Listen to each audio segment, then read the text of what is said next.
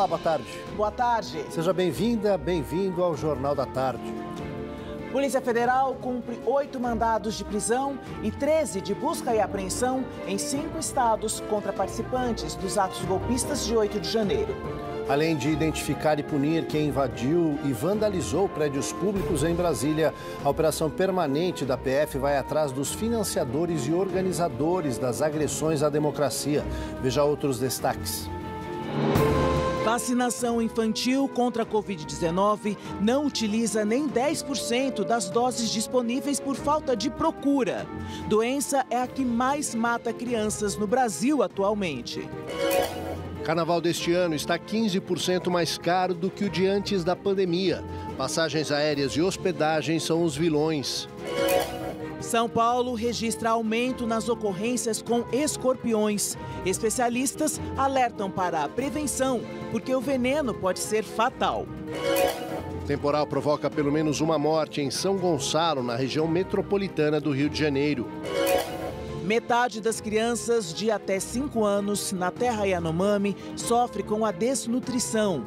Gestão Bolsonaro tinha conhecimento pelo menos desde o início de 2022. Na entrevista de hoje, o Fevereiro Roxo, mês de conscientização sobre fibromialgia, Alzheimer e lúpus.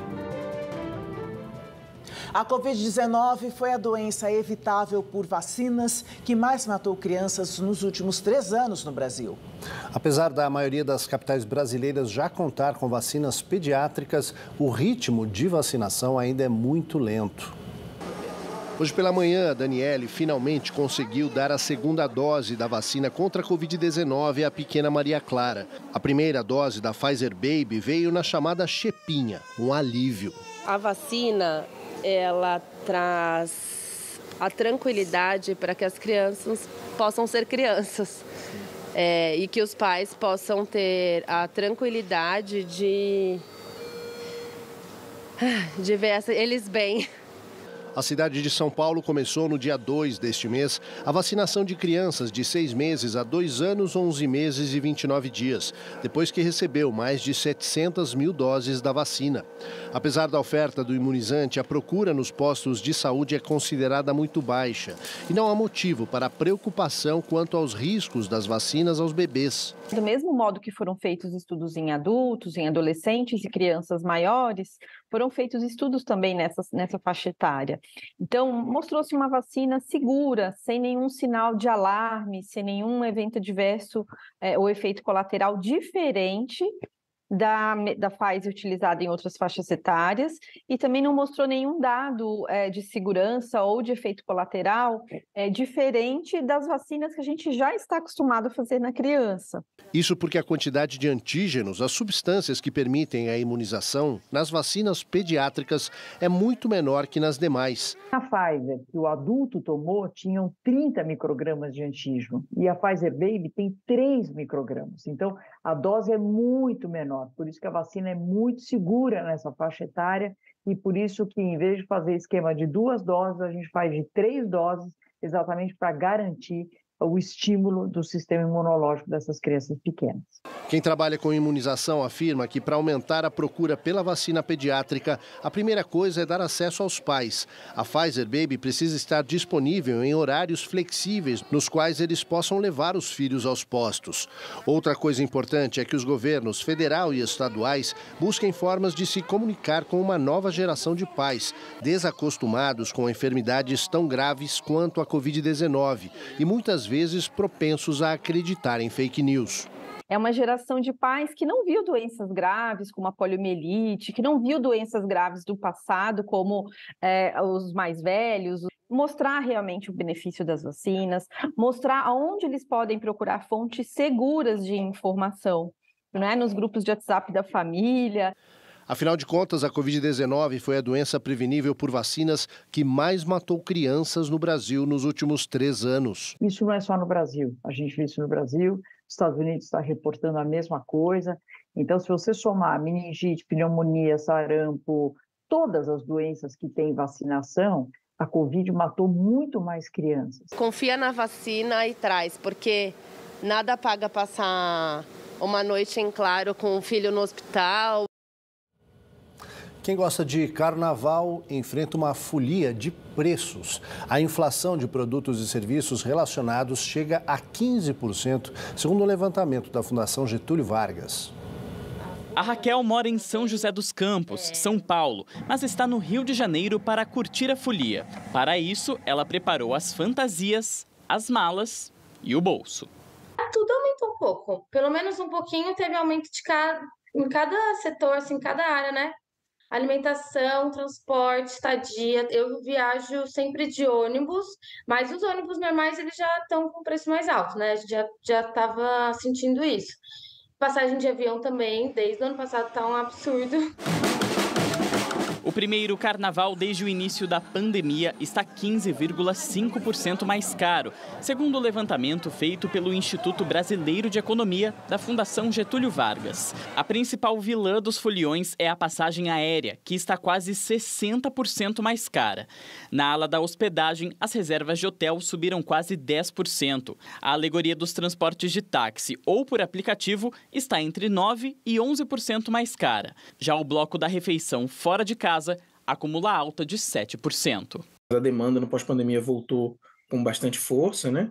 E o ofertante desses serviços tendo que recuperar custos, né, que pesaram muito no seu negócio 2020 e 2021, então podendo fazer esse repasse no seu preço final, né? Para quem não abre mão de viajar no carnaval, mas também não está com esse dinheiro todo, as passagens de ônibus são uma opção, mesmo com a alta de 6,44% no preço dos bilhetes. Só que em São Paulo, cerca de 693 mil pessoas devem passar pelos terminais rodoviários neste feriado.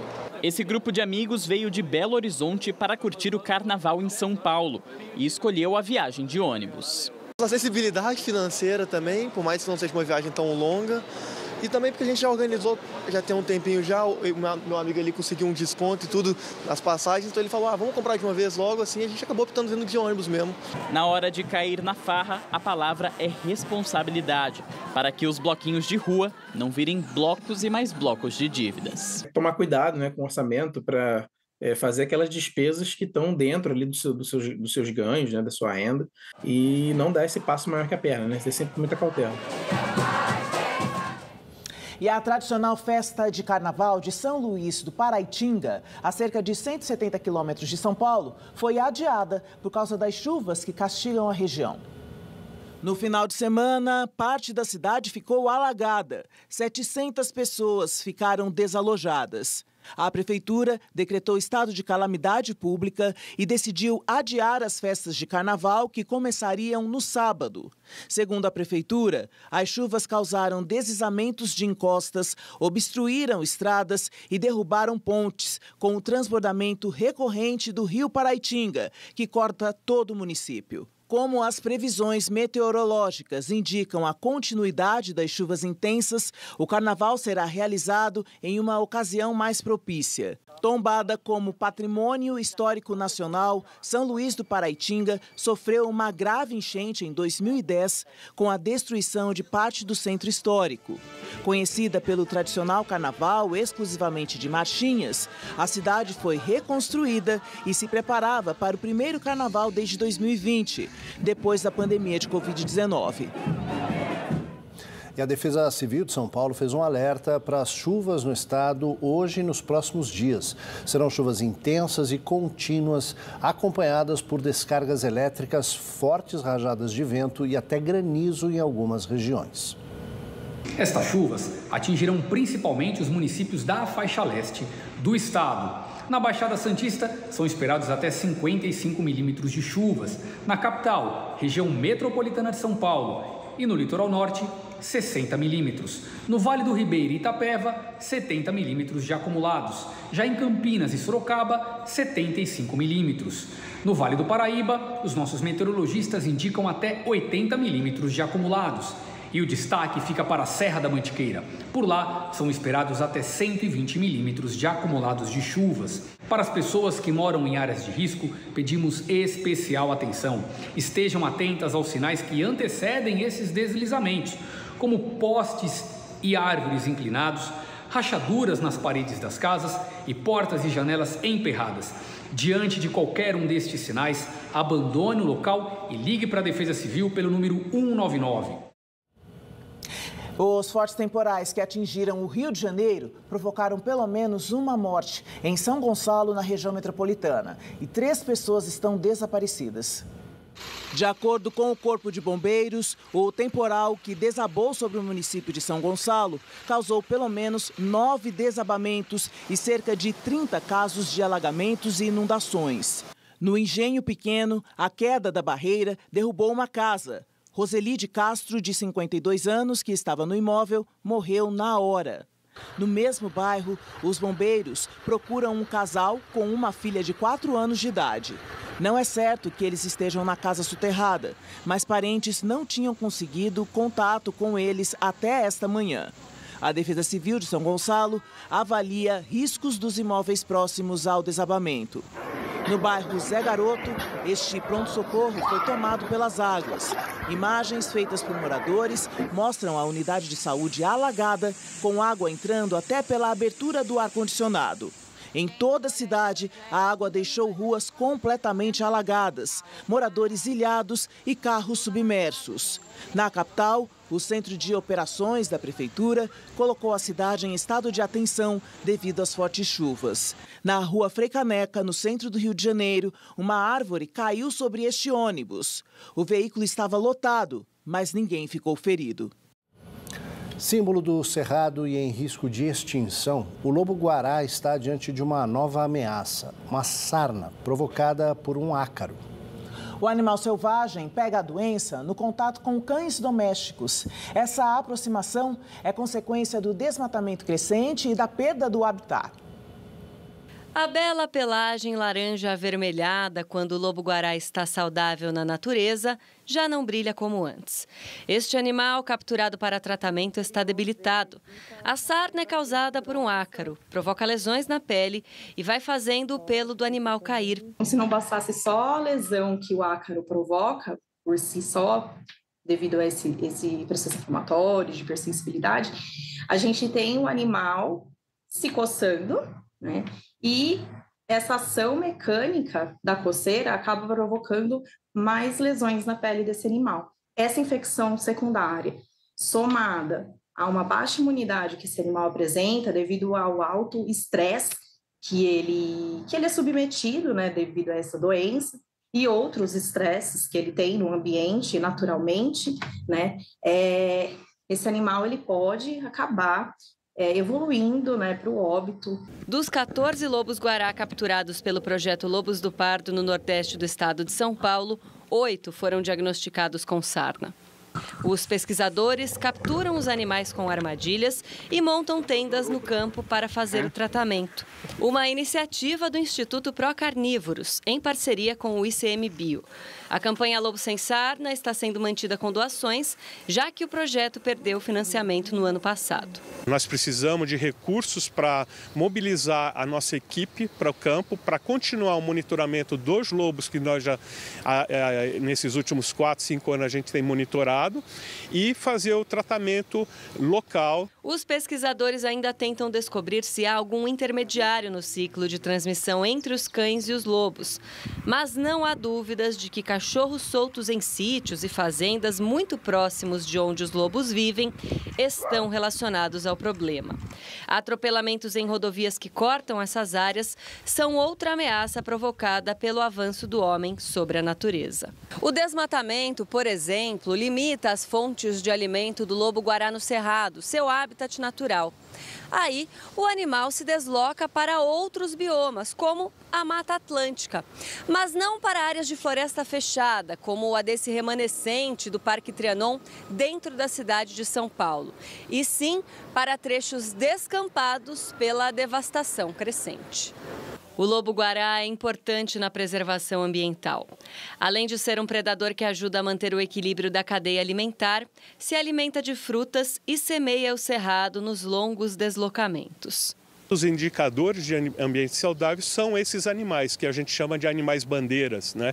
São espécies que indicam a qualidade do ambiente em que eles estão. Então, qualquer cidadão deve buscar um ambiente mais saudável possível para a qualidade de vida. As doações para ajudar no tratamento dos lobos-guará podem ser feitas no site da Quicante, que aparece aí na sua tela, quicante.com.br/L/lobos sem sarna, tudo junto. O Centro de Vigilância Epidemiológica de São Paulo emitiu um alerta para o aparecimento de escorpiões. Os acidentes com este animal cresceram mais de 20% no estado em comparação com o ano passado. Os moradores do sítio Morro Grande, na zona norte de São Paulo, têm sofrido com os escorpiões. Pelas redes sociais, eles compartilham fotos dos animais encontrados nas casas.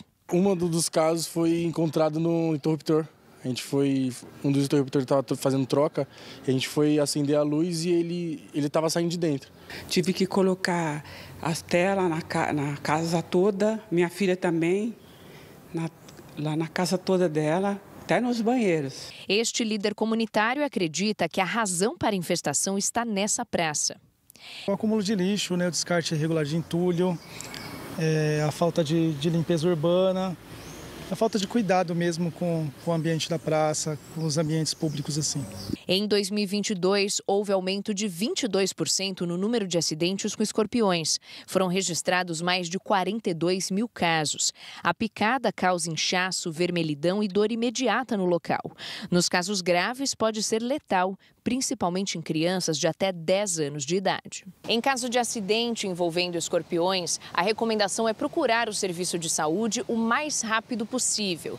Em alguns casos, o tratamento demanda o soro anti-escorpiônico, que é aplicado na veia e neutraliza o veneno em circulação.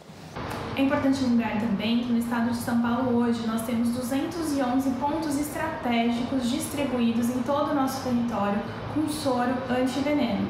Então, caso você identifique que foi picado por um escorpião, busque uma unidade de saúde mais próxima da sua residência o quanto antes. O Instituto Butantan é atualmente o único produtor nacional deste soro, que é fabricado desde 1916. A gente faz extrações rotineiras do veneno desses animais e esse veneno que é a matéria-prima para a produção do soro. Então, esse veneno ele é tratado, ele passa por diversos processos, ele é enviado para a fazenda do Instituto Butantan, onde é feita a imunização dos cavalos, e aí o soro é produzido a partir do plasma desses cavalos que foram imunizados. Manter o ambiente limpo previne o aparecimento de escorpiões. Sacudir a roupa e checar os sapatos antes de usar também ajuda a evitar sustos. E vale lembrar, a dedetização não funciona contra esses artrópodes. É nessa situação que geralmente a gente encontra os animais no meio das casas andando ou no meio do jardim andando, porque eles estão justamente fugindo desse veneno que não vai funcionar diretamente nele. A Volkswagen vai suspender a produção de carros durante 10 dias em 3 das 4 fábricas que tem no Brasil, por falta de peças. A fabricante decidiu dar férias coletivas aos funcionários. Os operários das fábricas de São Bernardo do Campo e São Carlos, no estado de São Paulo, e São José dos Pinhais, no Paraná, param as atividades a partir da segunda-feira que vem e só voltam ao trabalho na primeira semana de março. O motivo é a falta de componentes eletrônicos para os veículos. A distribuição de chips condutores, componentes usados na fabricação dos carros, foi abalada durante a pandemia e tem dificultado a produção de veículos em todo o mundo. A escassez das peças se agravou por causa da demanda crescente de fabricantes de eletrônicos. A suspensão da fabricação já havia sido planejada pela montadora desde o ano passado e é parte da estratégia para enfrentar o problema da falta de componentes. Daqui a pouco, aqui no Jornal da Tarde, nova fase da Operação Lesa Pátria, que investiga os envolvidos nos ataques de 8 de janeiro no Distrito Federal. Fome e doenças na reserva Yanomami. Mais da metade das crianças indígenas tem diagnóstico de desnutrição. A gente volta já.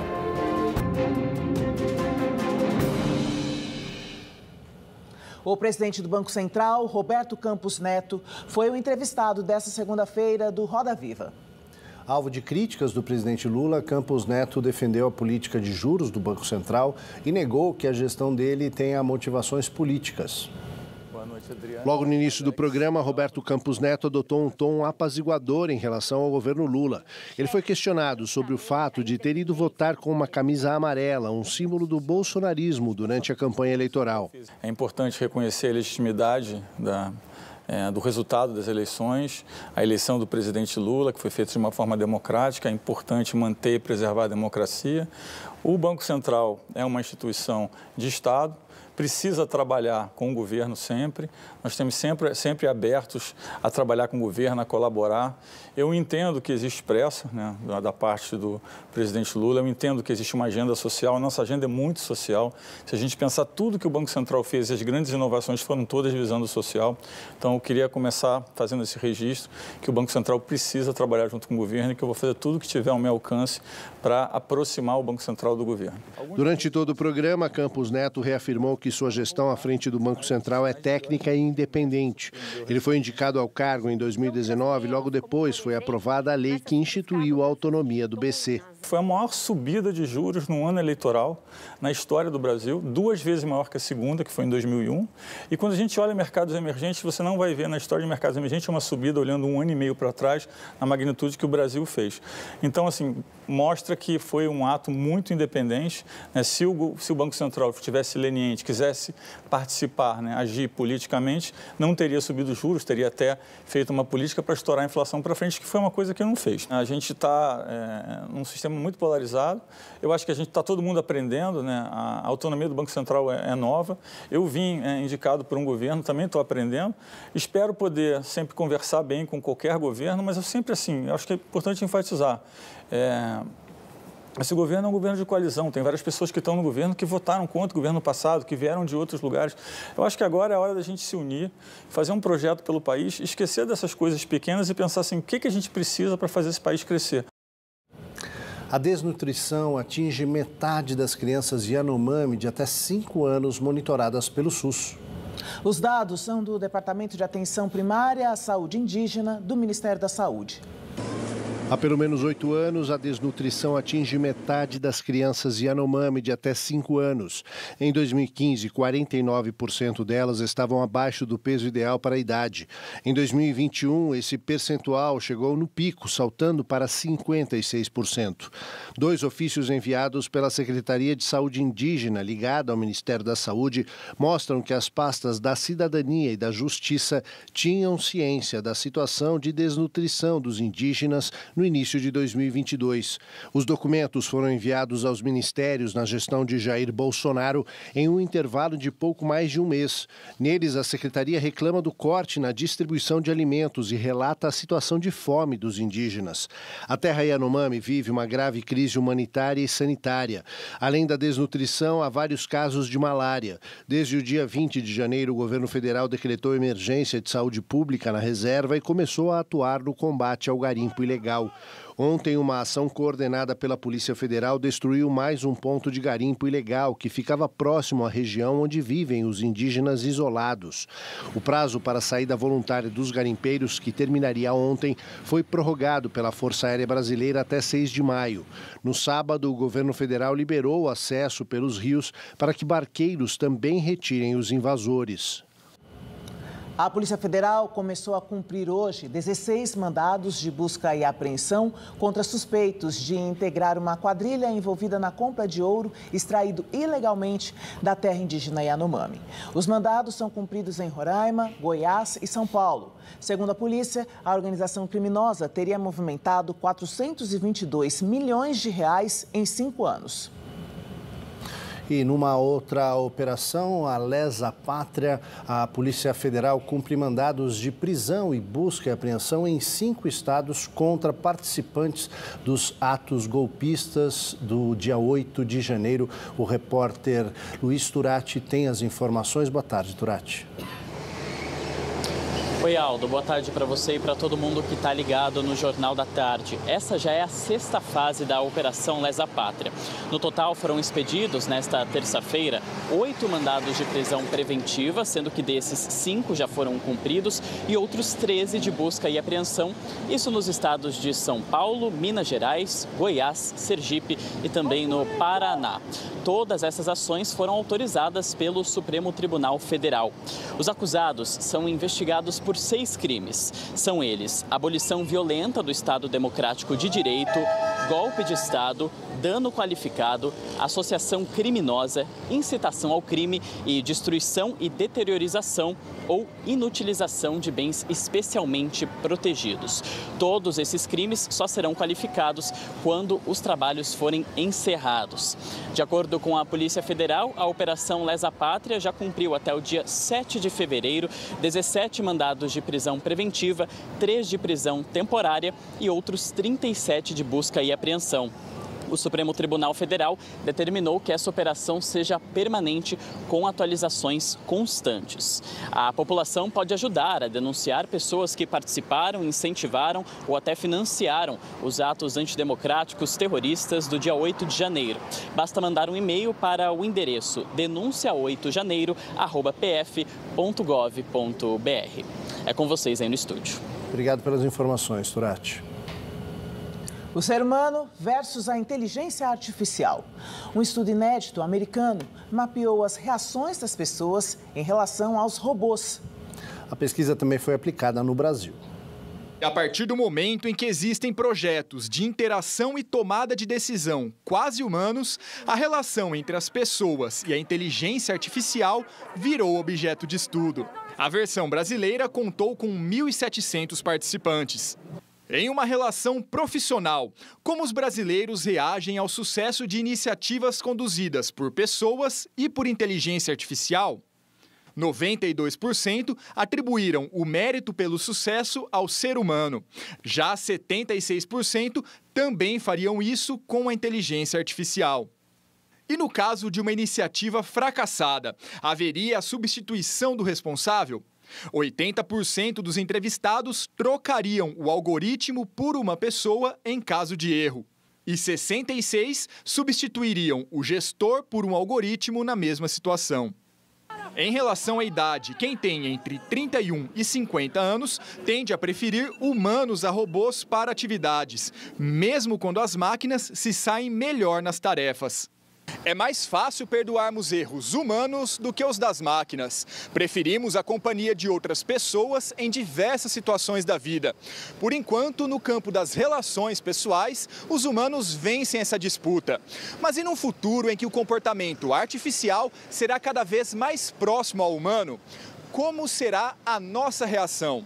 Conforme as máquinas vão mostrando que elas são capazes, e elas não são capazes de tudo, a gente vai recuperando qualidades intrinsecamente humanas. Então, eu vejo, por exemplo, grandes tecnologias chegando na escola e obrigando os professores e alunos a pensarem o que escapa delas.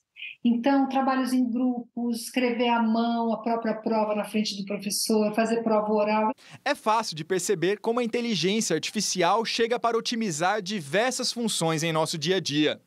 Mas, para o autor do estudo, é preciso ter atenção na formulação de políticas para mitigar possíveis danos, principalmente econômicos. Não é verdade que a gente deve endossar com muita felicidade e tranquilidade o fato de que boa parte das atividades produtivas humanas pode ser substituída, porque essa substituição sem uma estrutura por trás pode trazer muita dor e pode trazer realmente um problema de deseconomia em escala, porque afinal de contas a gente pode ter um aumento do desemprego e com isso naturalmente uma redução do mercado consumidor e mais uma série de externalidades econômicas bastante negativas. Depois do intervalo, fibromialgia é uma das doenças abordadas na campanha de conscientização do mês Fevereiro Roxo. Uma semana após tragédia, a ajuda humanitária consegue avançar em território sírio, após o terremoto que devastou também a Turquia. A gente volta já.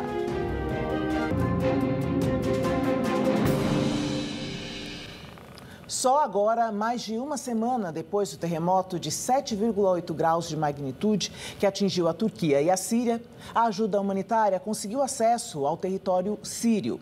O número de mortos na tragédia já passa de 38 mil. Com o passar do tempo, é a crença no improvável que faz as equipes de salvamento se moverem. E acontece.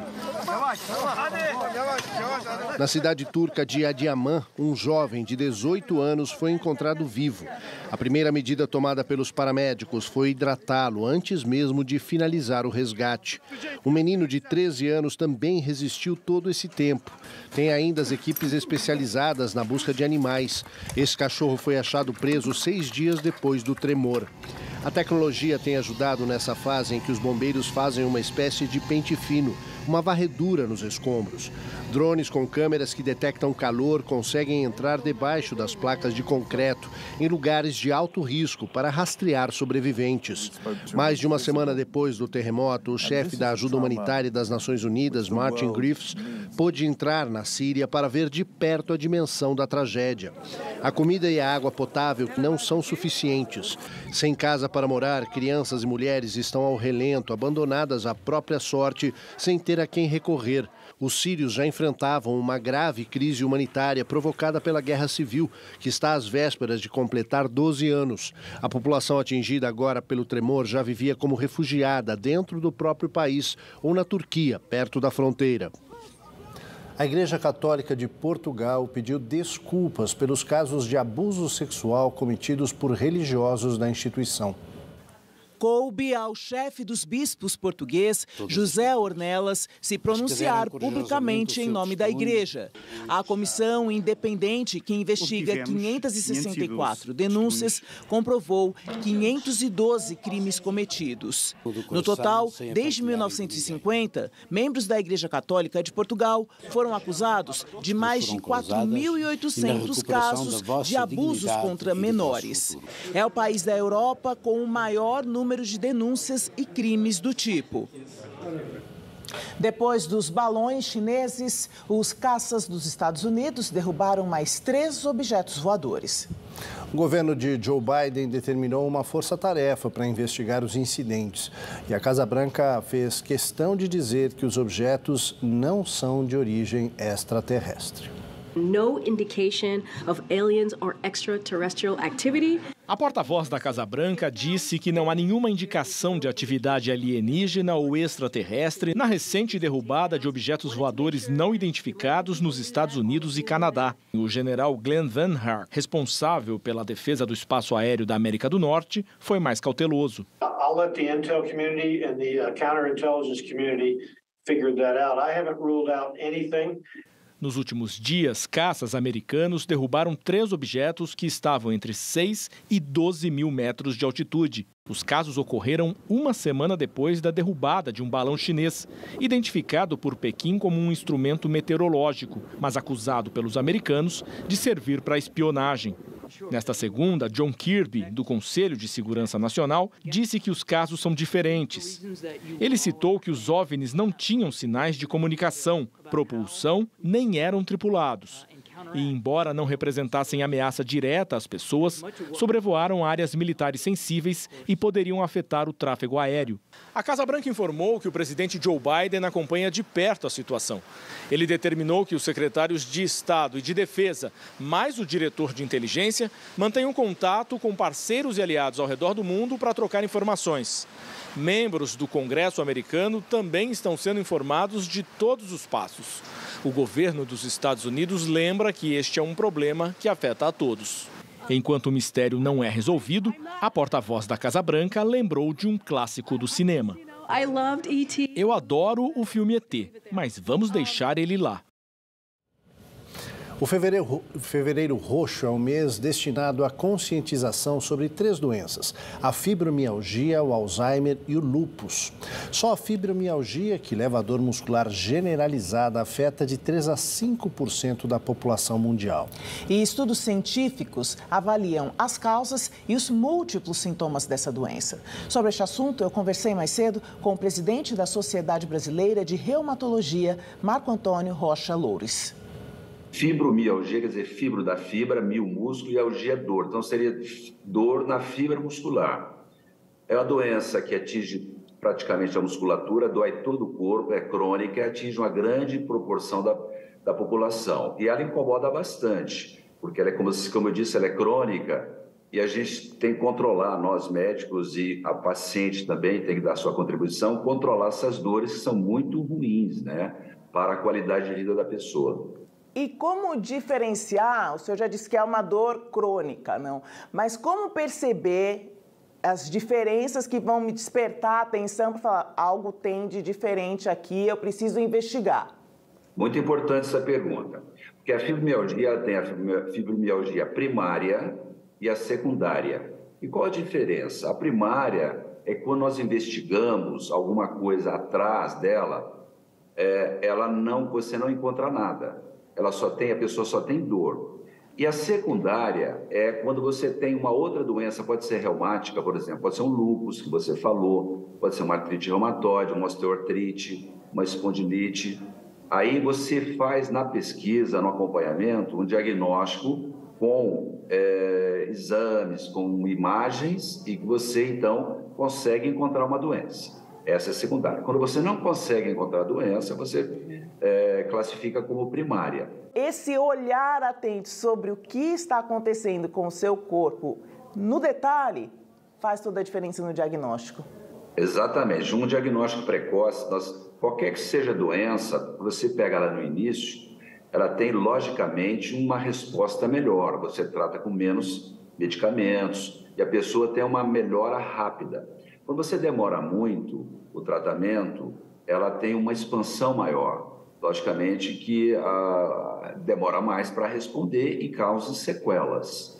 Agora, a fibromialgia tem uma participação também do sistema nervoso central. Você tem uma sensibilidade à dor, ao vento, e a resposta a diminuir essa dor é que é difícil. Você está abolida ou não tem essa diminuição ou a modulação da dor. É uma sensibilidade, desculpa, à dor e ao tempo? Ao frio, exatamente. Mas as pessoas, Joyce, também, na verdade, é uma síndrome. Síndrome é que tem, quando existem várias causas, né, ou várias manifestações, são a síndrome. Então, a pessoa tem muita dor, tem uma coisa chamada alodinia, que é uma sensibilidade à dor, ao toque da dor, se você tem trauma, ele é maior nessas pessoas. Tem problema intestinal, né? Ou você tem o intestino muito solto ou preso, tem um problema de sono, né? Nós temos dois tipos de sono, superficial e profundo. Essa relação está alterada e tem, como eu falei, sensibilidade ao frio, né? À temperatura local. Então, isso são coisas que podem prejudicar a pessoa e aumentar ou não a dor conforme a época que essa pessoa está sendo atingida. E uma coisa importante também é a parte emocional, a parte psicológica é extremamente importante, tem uma participação importante na sensibilidade da dor. E quando a gente fala em tratamentos, o que é possível? O tratamento, embora ele seja assim, mais ou menos padronizado, a gente tem que fazer, cada paciente tem que ser tratado individualmente. Por quê? Porque pode ser leve, pode ser médio, pode ser intensa essa dor. A pessoa pode ter uma doença associada ou não, como nós falamos, e em determinados momentos a gente trata de uma forma ou de outra. Mas nós tratamos com anti-inflamatório, não funciona, um pouquinho às vezes de opioide, anticonvulsivantes e analgésicos. Mas não é só isso, são medicamentos. O importante é qualidade de vida, estabilizar a parte emocional, exercícios são importantes. Então, é um conjunto de coisas que levam a pessoa a ter uma melhora dessas dores. E é possível procurar, então, tratamento pelo SUS? Sim, os hospitais universitários, as unidades básicas de saúde, eles são referências, às vezes, em algumas regiões, eles recebem os pacientes, estão todos preparados para dar assim, o atendimento, porque ela pode ser multidisciplinar também, né? Nós vamos precisar do psicólogo, vamos precisar do fisioterapeuta, vamos precisar do nutrólogo, e o reumatologista, lógico, sendo a pessoa que vai determinar quais os momentos desses tipos de tratamento. Aí, com certeza, entra o medicamentoso também. O Jornal da Tarde termina aqui. Ótima tarde para você. Boa tarde, a gente se encontra amanhã ao meio-dia. Até lá. Tchau, tchau.